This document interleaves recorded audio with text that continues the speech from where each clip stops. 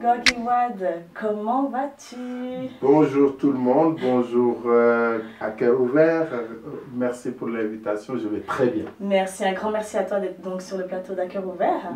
Alors, tu es là parce que tu as pas mal de choses à nous dire. Tout d'abord, les gens ici à Genève et partout au Sénégal, je pense en Afrique, te connaissent sous le nom de El Gorgui Wade Ndoye. Tu es journaliste accrédité depuis maintenant des années et tu es l'initiateur et le fondateur du gingembre littéraire africain. Alors, dis-moi tout. Alors, le gingembre de continent premier, c'est une réponse de la continuité, si vous voulez, d'une série de conférences, un cycle de conférences que nous avions initié depuis déjà 2012, même avant, autour de la place de l'Afrique dans le 21e siècle, souveraineté et démocratie. Et c'est en 2019 que nous avons lancé le concept de gingembre littéraire.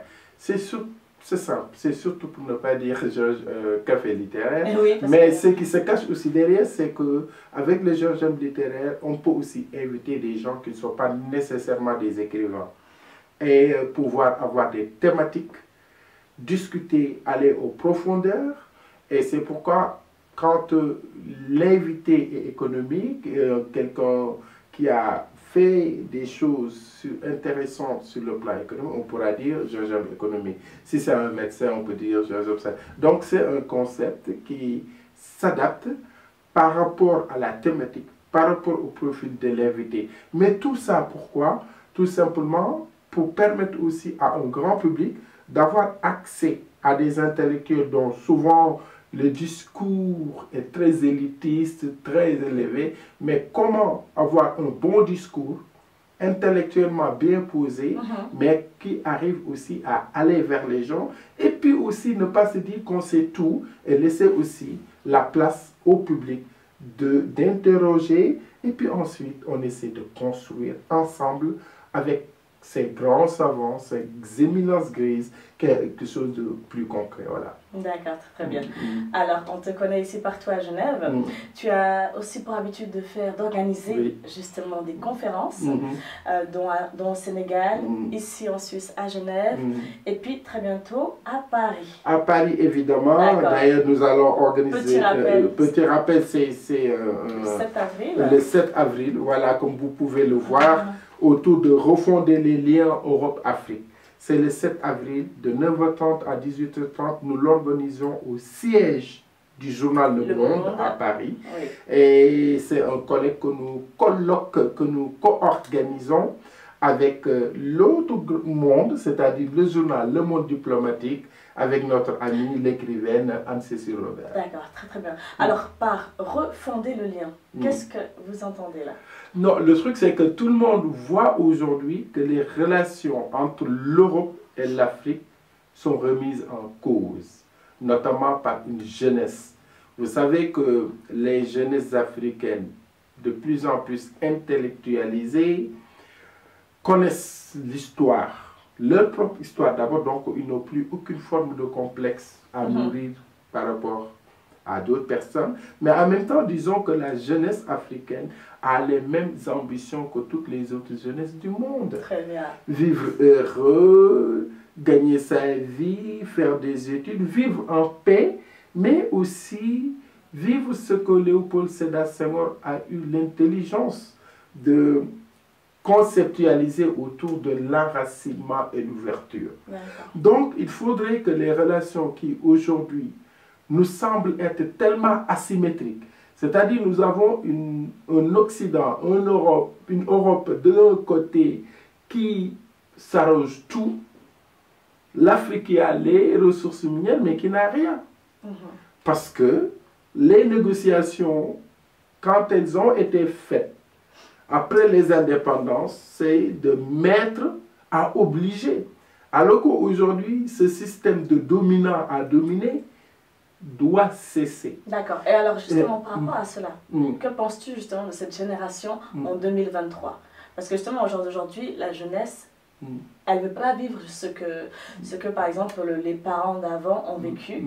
Est-ce que tu ne trouves pas justement que cette génération se bouge actuellement? Mais absolument, elle se bouge, mais en même temps, il faut se bouger. Faire des activités en ayant un savoir, en étant renseigné par rapport à ce que nous faisons. Le problème, c'est que parfois, on a une jeunesse très au fait des choses, mais il lui manque souvent deux, trois éléments pour mieux fixer les vis. Et de l'autre côté, on a une société aussi où des adultes qui se sentent dépassés pensent que les gens sont violents, les jeunes n'écoutent pas, alors qu'il faudrait, et ça on le retrouve dans nos cultures africaines qui sont très riches si on les connaît. On dit souvent que quand un enfant danse bien, c'est parce qu'il y a un vieux, une vieille qui est derrière, qui lui tient les épaules pour qu'il puisse bien agencer et danser et respecter la cadence. Ça veut dire quoi? Il n'y a pas une société fermée. Il n'y a pas des tranches d'âge fermées. Nous sommes des êtres humains et un homme vit en société. Mais il faudrait quand même que dans la société, qu'on comprenne que les jeunes, on doit à la parole, on doit les écouter, on doit les accompagner, surtout. Et moi, c'est ce que j'appelle souvent la transmission des savoirs. Et pour cela, il faudrait que ceux qui sont les plus avancés en âge soient généreux. Et la générosité, c'est le partage des savoirs et accompagner les jeunes dans leur mouvement. C'est ce que vous faites avec À Cœur Ouvert Séramori, en mettant en valeur des activités des Africains, mais aussi d'autres, de la diaspora, mais aussi des Suisses et des Suissesses. Et c'est cela l'intelligence. Si chacun arrose un tout petit peu, avec le peu d'eau qu'il a, l'arbre peut grandir et que tout le monde... Alors, et puis pour en revenir à cette conférence... J'ai une question encore pour toi. Par rapport à cette conférence, c'est un magnifique panel. Est-ce que tu pourrais justement citer quelques personnes invitées? Oui, nous avons, vous savez, 3 grands panels. Europe, Afrique, dialoguer autrement. Je vois aussi un autre panel où c'est relations économiques de la verticalité nord-sud à l'horizontalité de partenariat entre égaux.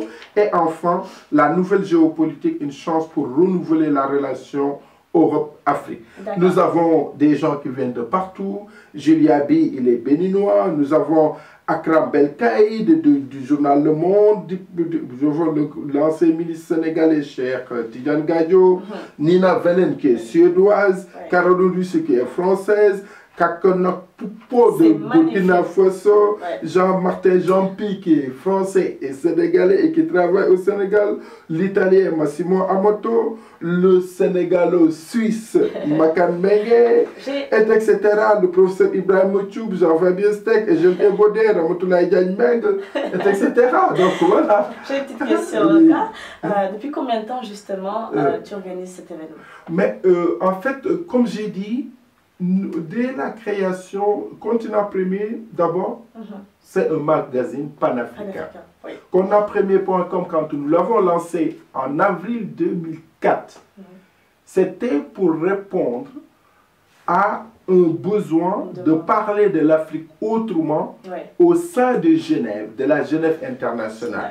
Genève est au cœur de l'Europe, nous avons les Nations Unies ici, et nous avions pensé que être juste correspondant aux Nations Unies, ça ne suffit pas pour mieux parler de l'Afrique autrement. Ou bien, ce qu'il faudrait, c'est de partir de ce que nous avons comme background, information à partir des Nations Unies, pour construire un discours. Ce discours-là qui montre toute la complexité du continent africain. Parce que souvent, on voit même des journalistes qui sont censés quand même savoir 2, 3 choses, mais qui pensent que l'Afrique est un pays. Alors que nous sommes un continent de 54 États avec des cultures riches, mais une diversité magnifique. Et il faudrait comprendre cela. Je donne un exemple précis. Si un Africain, voilà, en vivant en Suisse, on le retrouve par exemple dans la vente de la drogue, au lieu de se débrouiller pour comprendre que cet Africain peut être sénégalais, camerounais, nigérien ou ghanéen, on va dire les Africains ou bien un Africain. Ça n'a pas de sens. C'est comme pour dire un Européen pour parler d'un Français ou bien de quelqu'un d'autre qui habite en Italie. J'ai une petite question pour toi. Oui. N'as-tu pas pensé, songé à te lancer dans la politique?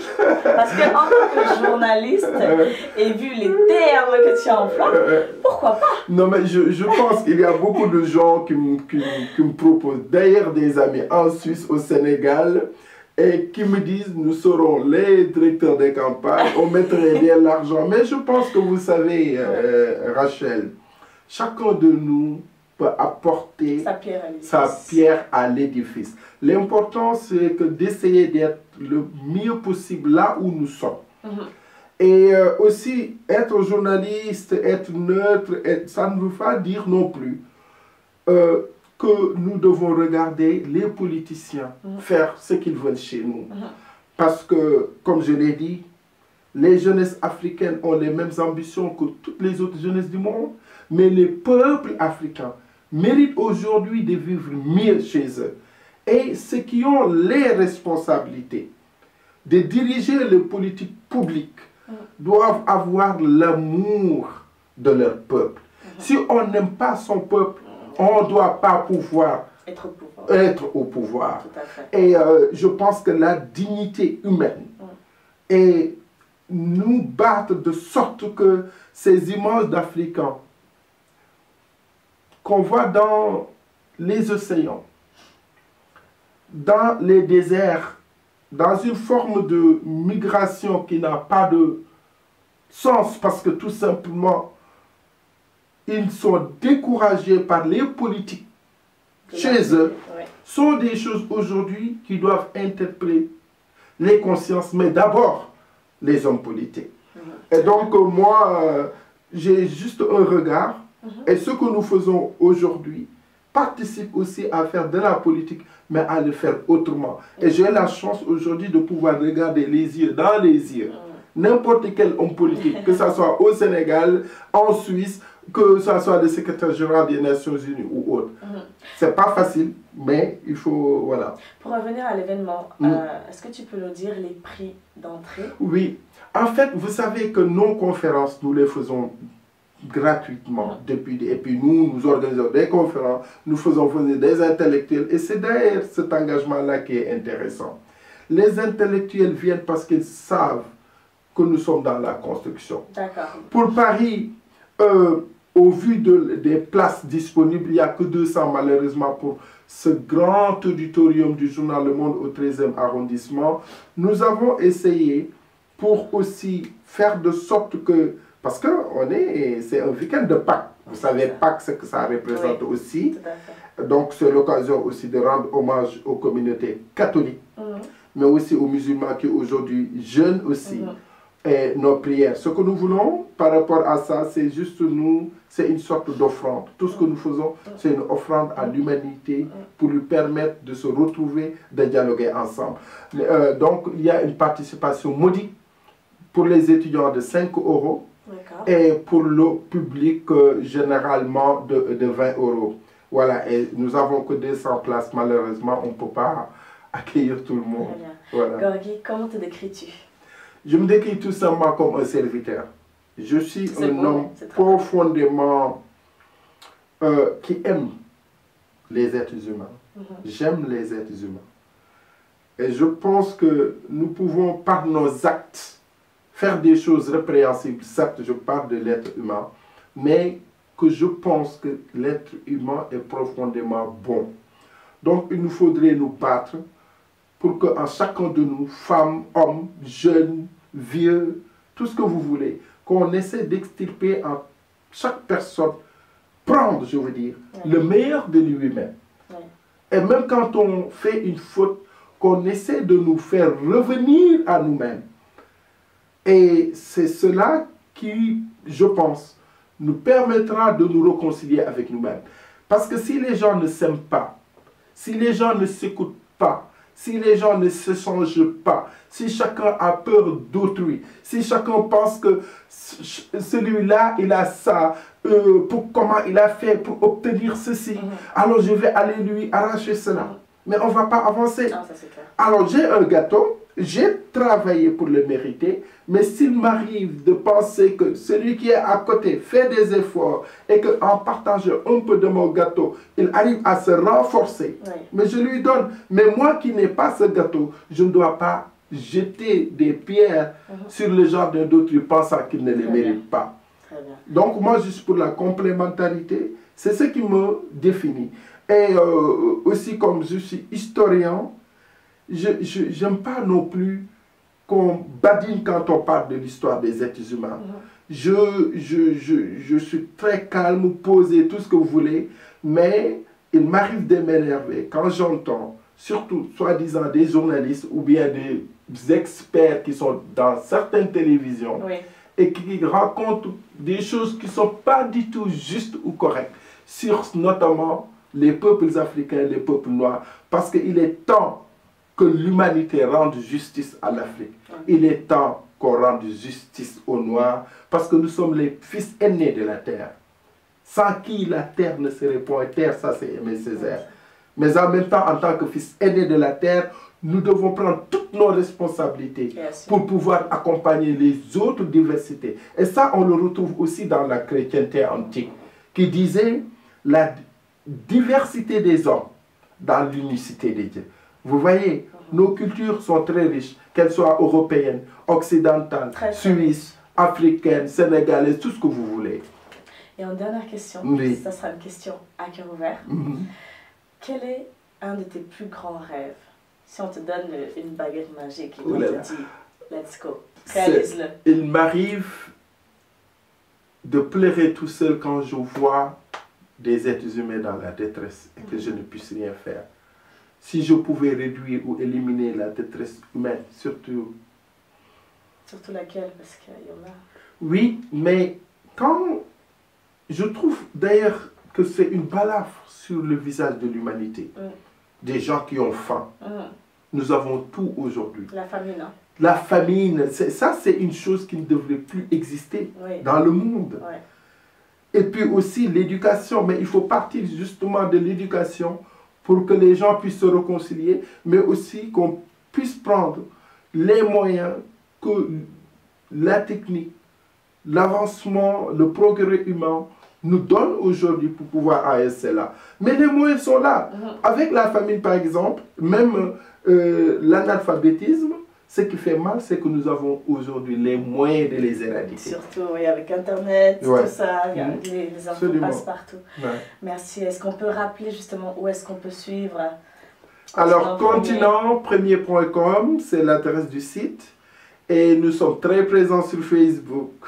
Pas assez fort comme vous sur TikTok, mais aussi dans les journaux, parce que je suis le correspondant quand même du quotidien national sénégalais Le Soleil.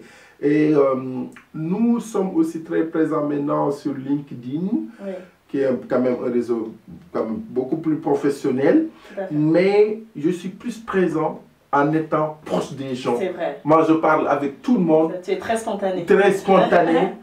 Si on ne me connaît pas, on pense qu'il est même parfois un peu fou. Mais c'est dans cette folie que nous arrivons à prendre et à détecter le meilleur de chaque humain. Un grand merci à toi, Gary. Merci beaucoup. Merci d'être venu.